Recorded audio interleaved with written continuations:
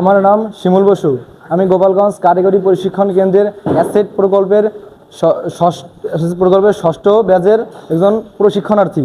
এখন আমরা দেখব একটি সার্কিটের কত পরিমাণ কারেন্ট আছে তার না কেটে সেটি পরিমাপ করব।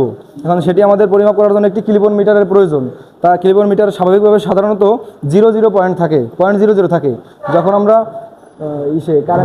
কারেন্ট পরিমাপ করব তখন আমাদের ফেজতারের শুধু একটা ফেজতারের ভিতরে কিলোভোল্ট মিটার ভিতরে তার প্রবেশ করাবো, তখন আমরা দেখতে পাবো যে কত পরিমাণ কারেন্ট আছে।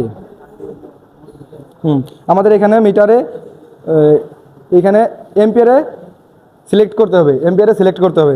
তারপর আমরা এখন ফেজতারে দেবো, কিলোভোল্ট মিটারের ভিতরে দিব, প্রবেশ করাচ্ছি।